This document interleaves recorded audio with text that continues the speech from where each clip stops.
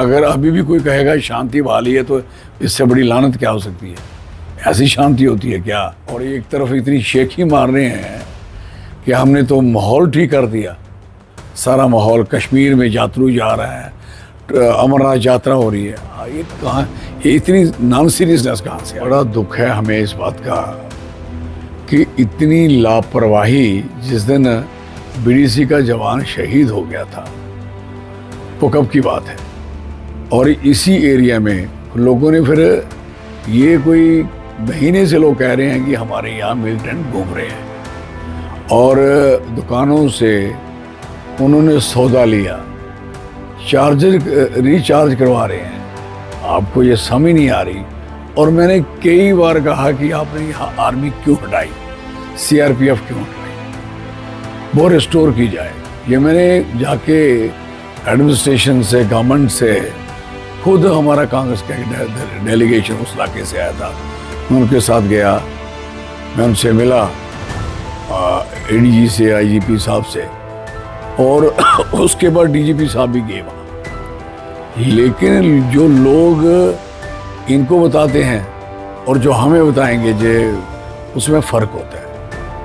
वो बात फिर मैंने इनको सुनाई कि हालात ख़राब हो चुके हैं कि लोग आपके सामने नहीं कहेंगे और ये बातें आपको समझनी पड़ेंगी। ये शेखी मार रहे हैं कि हमने तो माहौल ठीक कर दिया, सारा माहौल कश्मीर में यात्रु जा रहा है, अमरनाथ यात्रा हो रही है। ये कहाँ, ये इतनी नॉन सीरियसनेस कहाँ से आ गई?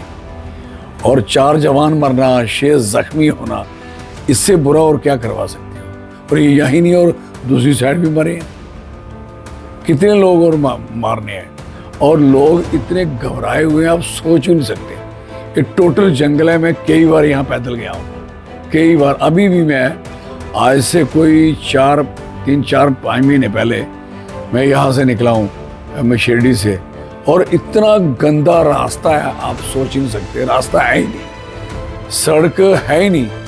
और मैं 4 दिन पैदल चल के क्रॉस किए जाके टगर तमाम पहुंचा। ये बदनोते के बीच से गुजरता गया, मैं सारा इलाका देखा।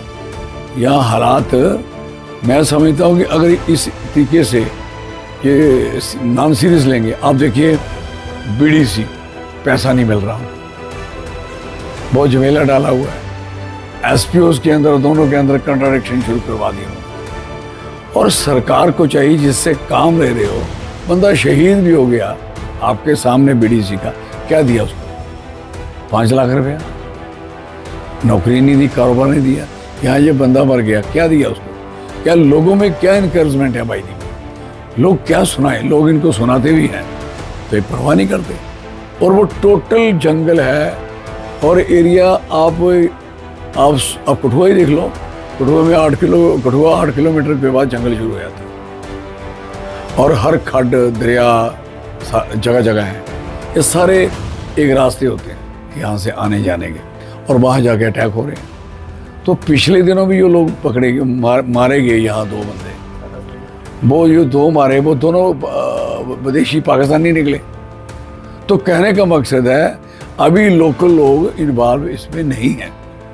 तो कम से कम ये जो लोग यहाँ घुस कैसे गए, कैसे आ गए?